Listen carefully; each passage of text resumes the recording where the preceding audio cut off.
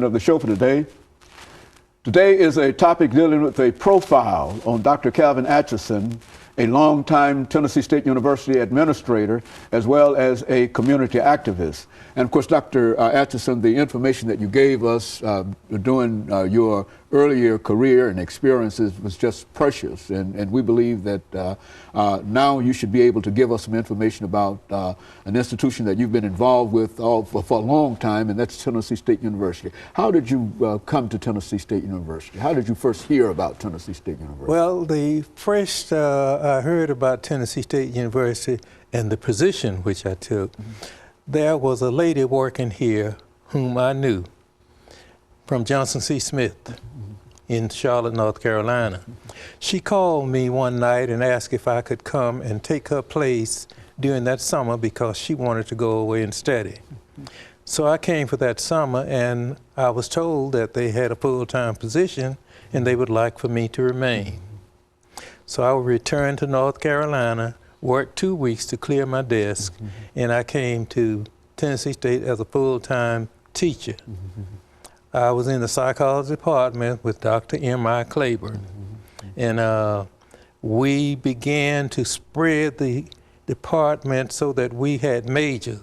For the most part, we were a service department to education, and we began to attract majors to come. Well, Dr. Walter S. Davis was president at that time, and Dr. Davis, how he knew so many faculty members and students, I don't know, because he called me to come in one day and talk with him. Here again, it was a miracle, seemingly. So we talked about my experience, and he said he wanted me to go to college. I mean, university to finish my degree. I had a master's degree. So I said, well, I just don't have the money now. Well, don't worry about it. We'll get a scholarship for you. So I went to Indiana University on a full-time scholarship. I was drawing my full salary from Tennessee State University, a full-time student at Indiana University. I had a 1-year full scholarship, and I was determined to get my degree in that 1 year because I had completed 2 years at Columbia. And I graduated from Indiana University in 1 year and came back. And after that, Dr. Davis would always call on me if he wanted me to do a special job. At that time, the State Department was asking Tennessee State to do a lot of things, get involved in studying the programs and all of the activities involved in student activities. There was a lady, Dr. Charity Mance, who was heading a program. I remember each day we would meet and we would build objectives and revising the total curriculum. And it was quite a learning experience for me, so I always made myself available to work on special projects. The White House Conference on Youth was held in 1960. The State Department had asked Dr. Davis to conduct a research study. The theme was the values we hold. So Dr. Davis called me in and told me that he wanted me to direct that research project. And he said, you have just this summer to do it. I will assign you some teachers to work with you and give you whatever's needed to do this job. I want to meet with you every morning and have breakfast. We didn't meet in the office. If he wanted to talk with you, you'd go up to his house and have breakfast with him. And we would meet every morning, and I told him, I said, Dr. Davis, I prefer having a group of students.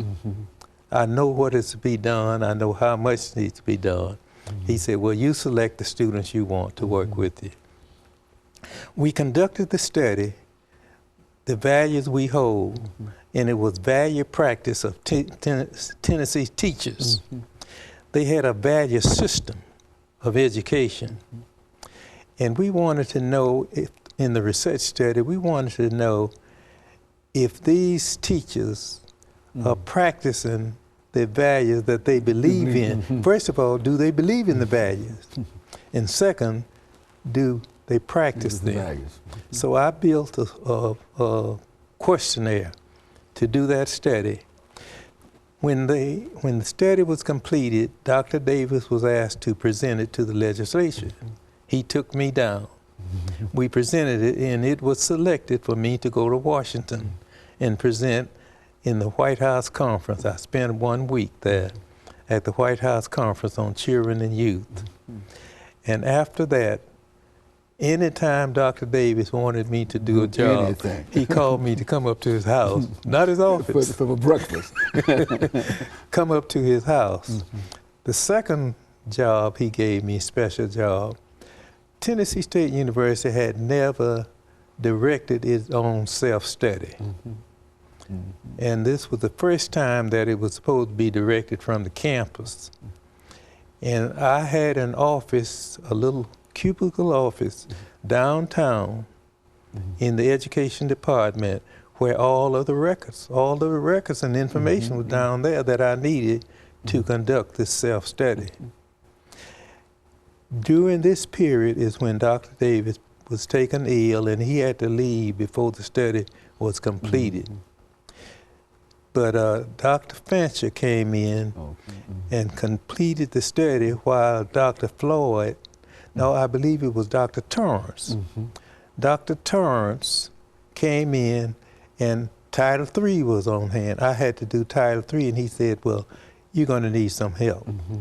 And he came in and divided the responsibility with Dr. Fancher and with me, so that we could complete that first self-study. It was a self-study that we all do at these universities, sponsored by the Southern Association of Colleges and Schools.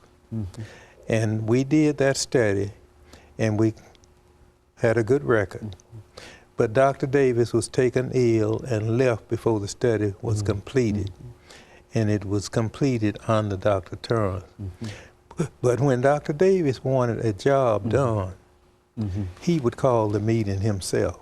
And of course, Dr. Atchison, let's stop our second commercial break, and then we'll come back and we'll pick up at this point. And we'll be back with our audience following this very, very short commercial break.